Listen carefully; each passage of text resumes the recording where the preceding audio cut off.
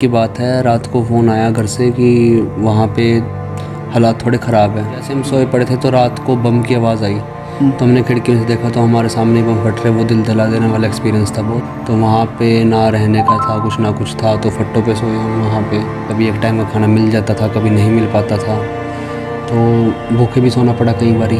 तो जो मिलिट्री थी, यूक्रेन मिलिट्री थी, वो हमको ट्रेन पे चढ़ने नहीं दे रही थी, यूक्रेन के लोगों को ज़्यादा प्रायोरिटी दे रही थी। तो वहाँ पर काफ़ी दिक्कत आई। हम जैसे हम चढ़ने की कोशिश कर रहे थे तो वो फायरिंग कर रही थी, हमको दूर भगा रही थी, हमको फेंक रही थी बस से। जो गर्ल्स थी वो चढ़ने की कोशिश कर रही थी, उनको लातें मार रही थी यूक्रेन। तो जैसे ही जा रहे थे 7-8 किलोमीटर बाद हम जा रहे थे तो साथ में मिसाइल गिरी हमारे पास में 100-200 मीटर। जब आप जैसे हम जा रहे थे तो 2 मिलिट्री वाले थे, वो रशिया की पता नहीं किसकी, यूक्रेन की मिलिट्री थी। तो वो उसको गाड़ी के अंदर बैठ के पीट रहे थे और उसको हमारे सामने गोली भी मारी गई। ये इंडियन फ्लैग ने काफ़ी हेल्प करी, क्योंकि जो भी जहाँ पे भी मिलिट्री वाले थे जैसे इंडियन फ्लैग दिखा रहे थे तो हमको सेफ पैसेज दे रहे थे। वो बाकियों की चेकिंग हो रही थी, लेकिन इंडियन फ्लैग की वजह से हमारी चेकिंग नहीं हुई। नमस्कार, इस समय हम कैथल की फ्रेंड्स कॉलोनी में मौजूद हैं और फ्रेंड्स कॉलोनी में ऐसे घर में मौजूद हैं जहां 1 वर्ष पहले इस परिवार का एक सदस्य यूक्रेन पढ़ाई के लिए गया था, लेकिन इस दौरान रूस और यूक्रेन के बीच छिड़े युद्ध में लगभग 20,000 भारतीय वहां फंसे हुए थे, जिसको लेकर भारत सरकार द्वारा काफ़ी प्रयास किया गया। लेकिन उन 20,000 युवकों में और युवतियों में कैथल के भी लगभग 200 के आसपास बच्चे जो है वहाँ फंसे हुए थे, जिसमें से एक युवक फ़िलहाल हमारे साथ है और वो परिवार हमारे साथ है। फ़िलहाल वहाँ का मंजर आपसे छिपा नहीं है कि किस तरह का वहाँ का मंजर है। लगातार गोलाबारी वहाँ चल रही है, लेकिन इस गोलाबारी के बीच में किस तरह से ये बच्चे निकल कर आए हैं वो आज पूरी दास्तां इनकी ज़ुबानी सुनेंगे और परिवार से भी बात करेंगे कि उनका क्या कुछ कहना है, क्योंकि जब तक घर का सदस्य यूक्रेन में था तो इनका दिल भी जो है वो पसीजा हुआ था, चिंता बनी हुई थी। लेकिन वो अब चिंता कहीं ना कहीं दूर हो चुकी है, क्योंकि इनके परिवार के लोग भी लगातार जिला प्रशासन अधिकारियों को गुहार लगाते हुए नजर आए थे और भारत सरकार को भी गुहार लगाते नजर आए थे।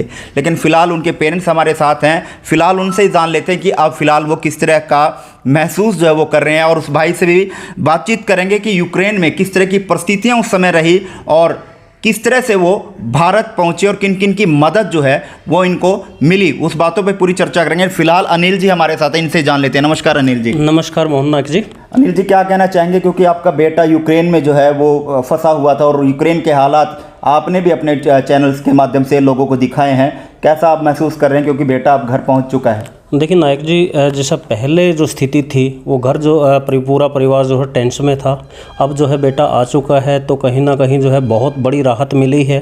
और मैं थैंक्स करना चाहूँगा हरियाणा गवर्नमेंट का भी, केंद्र सरकार का भी और ज़िला प्रशासन का भी। उन्होंने जो है हमारे को समय समय पर जो है काफ़ी सहायता दी है। हम कैथल के उपायुक्त में से भी मिले थे, तो उन्होंने जो अपने एक दोस्त थे उनसे भी फ़ोन किया था और उसके बाद जो है इनकी जो है वहाँ से वापसी लाने के लिए जो है कहीं ना कहीं उन्होंने प्रोसेस अपनाया। इसके बाद जो है अगर मैं बात करूँ, मेरा बेटा जो अभय है उसको एक थोड़ी सी एलर्जिक है डस्ट से, और युद्ध के दौरान पता ही है कि वहाँ पे डस्ट काफ़ी होती है। तो इस बारे में जो है मैंने इंडियन एम्बेसी को भी मेल डाली थी, तो उसके बाद जो है डायरेक्ट उनका जो है मेरे पास रिवर्ट आया था। रिवर्ट आने के बाद जो है उन्होंने ये कहा था कि जो वहाँ के अधिकारी हैं हमने उनको जो है लिख दिया है। उसके बाद इंडियन एम्बेसी ने जो है वहाँ जो इंस्ट्रक्शन भेजे थे उसी के अकॉर्डिंगली जो है इसके साथ वाले 4 या 5 बच्चे जो हैं वो आज या अगली फ़्लाइट में आने वाले थे, लेकिन इनको प्रायोरिटी बेस के ऊपर जो है वहाँ से निकाला। तो मैं मतलब केंद्र सरकार और मोदी सरकार का जो है बहुत थैंकफुल हूँ कि उन्होंने जो है ऐसा स्टेप उठाया है। क्योंकि राहत अब है, क्योंकि आप लगातार प्रशासनिक अधिकारियों के पास जाते नजर आए हैं और एक चिंता होती है कि एक बेटा जो है वो यूक्रेन में और इस हालात में है कि वहाँ पर कभी भी कुछ भी घटना जो है वो घटित हो सकती थी। अनिल जी, यूक्रेन में जब आपका बेटा था तो जब इनसे बात होती थी वहाँ के हालात किस तरह से जब इनसे बात होती थी? देखिए, हालात तो कहीं ना कहीं ख़राब थे।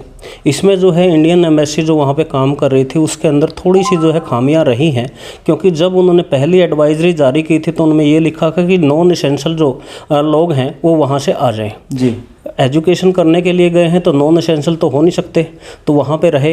यूनिवर्सिटी से भी बात की, यूनिवर्सिटी का भी यही कहना था कि हालात अभी माकूल हैं और जैसे ही अगर ऐसे हालात बनेंगे तो हम आपके बच्चों को निकाल देंगे।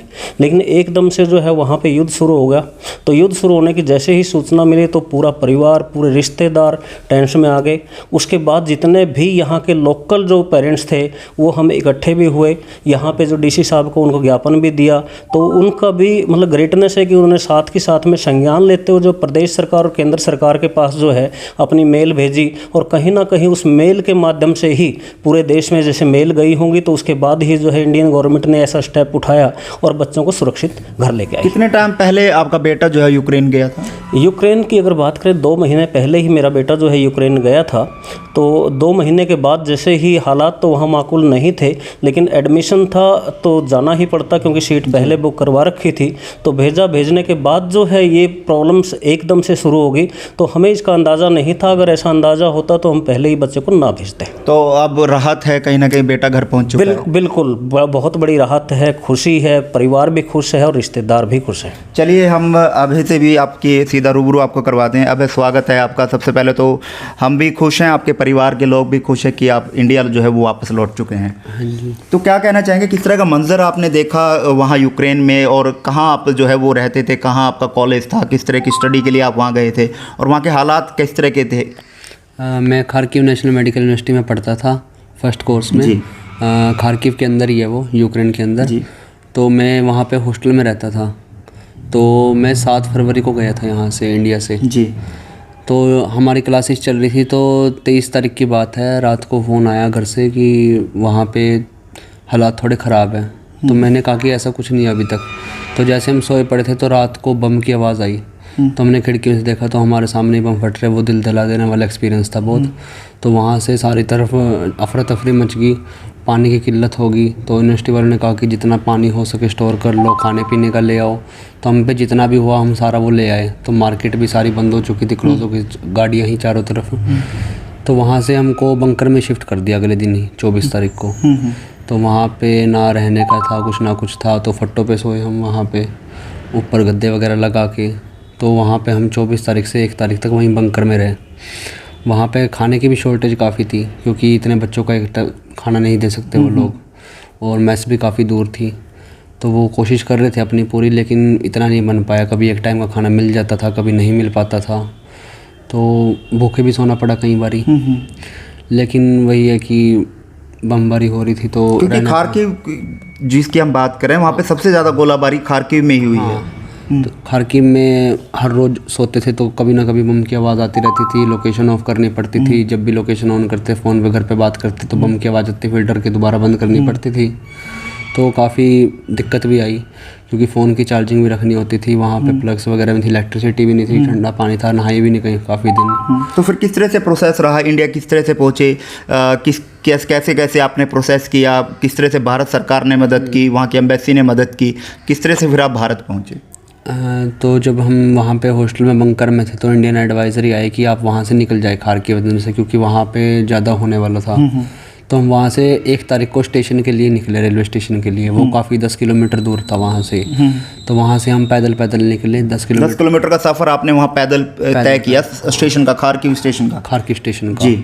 तो हम 700-800 बच्चे इकट्ठे थे, तो हम पैदल गए वहाँ पर। तो वहाँ पर जैसे ही पहुँचे तो वहाँ पर बमबारी होने लगी थी, ऊपर हवा में दिख रहा था। तो हम सारे वहाँ पर डर गए। तो हम नीचे मेट्रो था साइड में ही, मेट्रो में छिप के जाके उसके 10-15 मिनट बाद हम वापसी निकले, स्टेशन पे आए। तो वहाँ पर काफ़ी बंदे थे, यूक्रेन के भी काफ़ी बच्चे थे। तो वो सारे निकलने की कोशिश कर रहे थे वहाँ पर। तो जो मिलिट्री थी, यूक्रेन मिलिट्री थी, वो हमको ट्रेन पे चढ़ने नहीं दे रही थी, यूक्रेन के लोगों को ज़्यादा प्रायोरिटी दे रही थी।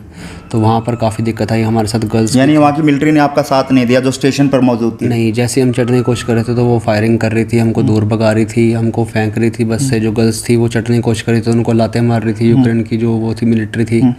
तो काफ़ी वो दिल दहला देने वाला था। तो हम वहाँ से डर के बाहर निकल गए। तो जो हमारे साथ सीनियर वगैरह थे उन्होंने काफ़ी मदद करी, और साथ में इंडियन एडवाइजरी गवर्नमेंट आई कि 3 घंटे के अंदर खार्किव को खाली कर दो।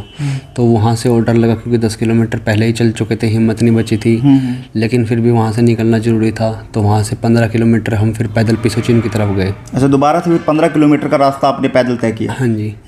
तो वहाँ पर जब जा रहे थे तो वहाँ पर दिल दहला देना, क्योंकि सारी बिल्डिंग टूटी हुई थी, लाश वगैरह भी गिरी हुई थी और बुरा हाल था, टैंक वगैरह थे, तो डर भी लग रहा था कि कहीं कुछ हो जाए।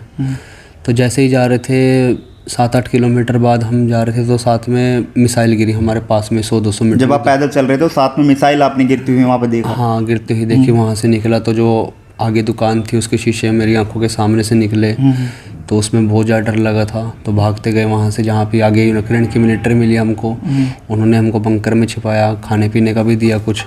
तो वहाँ पे उन्होंने काफ़ी साथ दिया, लेकिन स्टेशन पे नहीं दिया। तो वहाँ से एस्कॉर्ट करके हमको सेफ जगह लेके गए वो।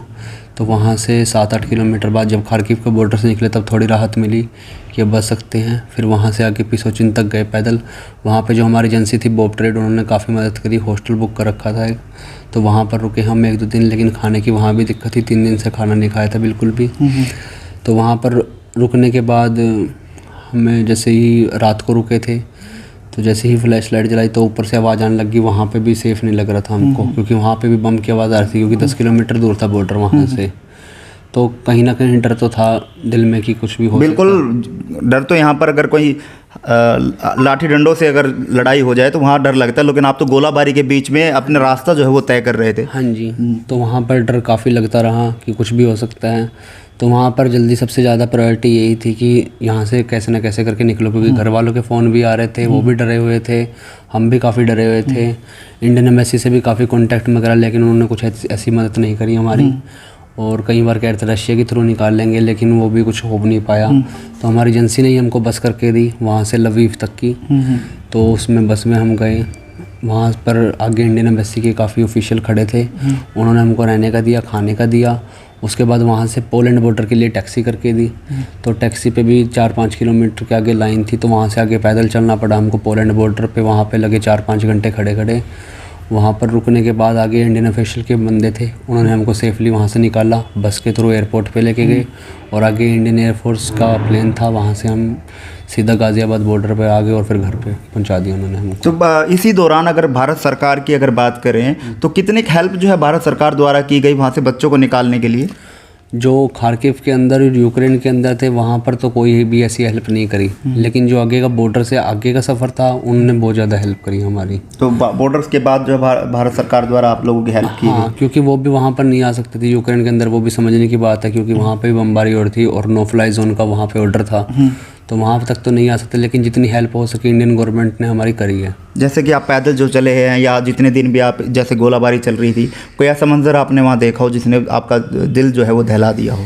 हाँ जी, वहाँ पर जैसे हम जा रहे थे तो 2 मिलिट्री वाले थे, वो रशिया की पता नहीं किसकी, यूक्रेन की मिलिट्री थी। तो वो उसको गाड़ी के अंदर बैठ के पीट रहे थे और उसको हमारे सामने गोली भी मारी गई।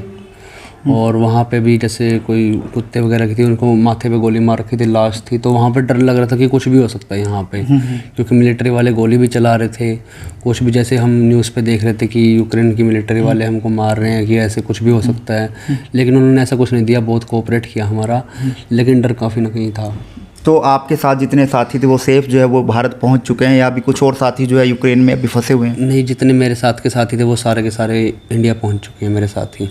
अब अगर अभी बात करें, क्योंकि आप स्टडी के लिए जो है यूक्रेन गए थे, लेकिन अब हालात पता नहीं कब तक जो है वो स्थिर होंगे, और पढ़ाई का जो है वो अब यूनिवर्सिटीज़ का किसी तरह से बातचीत हुई हो कि आगे पढ़ाई किस तरह से वो करवाएंगे, या फिर आगे का जो आपका कोर्स है वो किस तरह से कंप्लीट होगा? कहीं ना कहीं ये सवाल बड़ा खड़ा करता है, क्योंकि अब पढ़ाई जो है वहाँ करना अभी फ़िलहाल मुश्किल है। तो उसके लिए किसी तरह से यूनिवर्सिटी से बात हुई हो, इंस्टीट्यूट से बात हुई हो? हाँ, तो जो हमारी बॉब ट्रेड की एजेंसी उनसे ही बात हो रही थी, तो उन्होंने कहा कि 15 मार्च तक रुक जाओ, उसके बाद अब क्योंकि मिनिस्ट्री वगैरह सारा कुछ बंद है, तो उसके बाद आपको अपडेट दे दिया जाएगा।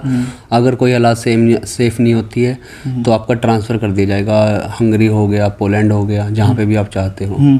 जैसे कि हमें भी सूचना मिल रही थी कि जिसके पास भी इंडियन फ्लैग्स है तो उसको कहीं ना कहीं ज़्यादा सुरक्षा जो है वो दी जा रही थी, कुछ इस तरह का मंजर भी वहाँ देखने को मिला। हाँ जी, हाँ जी, इंडियन फ्लैग ने काफ़ी हेल्प करी, क्योंकि जो भी जहाँ पे भी मिलिट्री वाले थे जैसे इंडियन फ्लैग दिखा रहे थे तो हमको सेफ पैसेज दे रहे थे वो।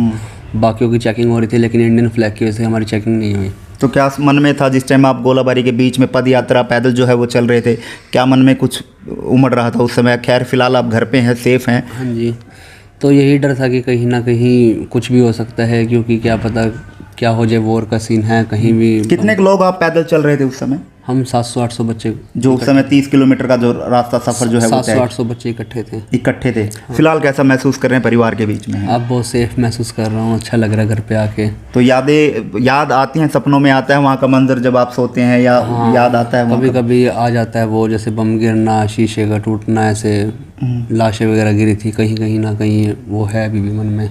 चलिए, फिलहाल अभी हमारे साथ हैं, फिलहाल सेफ और सुरक्षित जो है वो कैथल जो है वो पहुंच चुके हैं, और साफ तौर पर भारत सरकार का और जिला प्रशासन का इस समय धन्यवाद करते हुए नजर आ रहे हैं। लेकिन अनिल जी के पास मैं दोबारा जाना चाहूँगा। अनिल जी, फिलहाल 2 महीने पहले ही जो है आपने अपने बेटे को यूक्रेन भेजा था, लगभग 10-12 लाख रुपए की लागत जो है उस समय आई होगी। तो फिलहाल आगे की परिस्थितियाँ क्या रहेंगी, क्योंकि स्टडी के लिए आपने उनको वहाँ भेजा था, अब यूनिवर्सिटी से यह बात की गई हो, किस तरह से आगे फिर इनका कोर्सेज जो है वो शुरू किया जाएगा? देखिए मोहन जी, अभी जो है यूनिवर्सिटी का आज ही जो है अपडेट आई है। उनका ये कहना है कि हम जो है ऑनलाइन क्लासेस लगाएंगे जब तक स्थितियां माकूल नहीं होती। लेकिन मुझे कहीं ना कहीं डर जो है ये सता रहा है कि जैसे किसी का भी अगर वहाँ पे रशिया का कब्जा हो जाता है, अगर नहीं होता तो डिस्ट्रॉय हो जाएगा सारा, अगर हो जाएगा तो कहीं ना कहीं हो सकता है कि गुरिल्ला युद्ध वगैरह शुरू हो जाए, क्योंकि यूक्रेन के जो लोग हैं वो रशिया का जो है वो नहीं चाहते। कहीं ना कहीं पढ़ाई पर भी काफ़ी असर देखने को मिलेगा। बिल्कुल, बहुत ज़्यादा असर देखने को मिलेगा।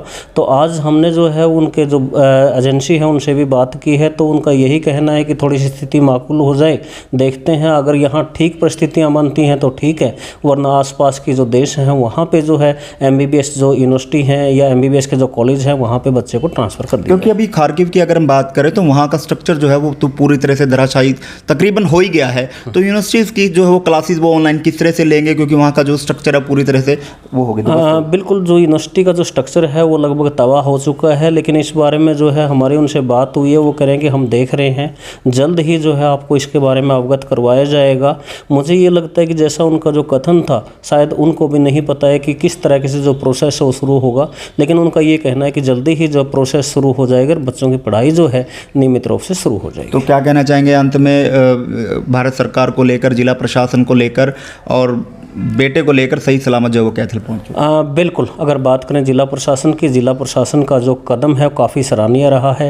टाइम पे जो अधिकारी आते भी रहे हैं, फ़ोन भी आते रहे हैं, और उन्होंने ये भी पूछा है कि आपका बेटा कैसा है, तो उनका जो मतलब हाल चाल है वो भी पूछा। कहीं ना कहीं जो प्रशासन है वो भी साथ में चिंतित था। अगर प्रदेश सरकार की बात करें, प्रदेश सरकार के द्वारा भी जो है हेल्प डेस्क बनाया हुआ था, फरीदाबाद हमने जो इनका डेस्क बनाया हुआ था वहाँ भी फ़ोन किया, तो काफ़ी अच्छे से जो है उन्होंने बात की। उसके बाद अगर इंडियन एम्बेसी की बात करें या केंद्र सरकार की बात करें, केंद्र सरकार तो मतलब अल्टीमेट जो है बहुत सराहनीय कदम है, क्योंकि जिस प्रकार से बच्चों को लेके आए हैं, सकुशल लेके आए हैं, कहीं ना कहीं जो है सरकार का जो ये कदम है काफ़ी सराहनीय है। चलिए, बहुत बहुत धन्यवाद। धन्यवाद जी। बिल्कुल, यूक्रेन से अभी जो है वो हमारे बीच में है, लेकिन 30 किलोमीटर की पदयात्रा, 800 लोग 30 किलोमीटर गोलाबारी के बीच में जो है वो अपने गंतव्य की ओर जा रहे थे, लेकिन सिर्फ 200 मीटर के दायरे में है मिसाइल गिरती है। जो मंजर इन्होंने देखा, लेकिन वहाँ का जो मंजर देखा गया वो आजकल सपनों में आता है और कहीं ना कहीं दिल दहला देता है, क्योंकि वो मंजर अगर हम अपनी आंखों से देखें तो कहीं ना कहीं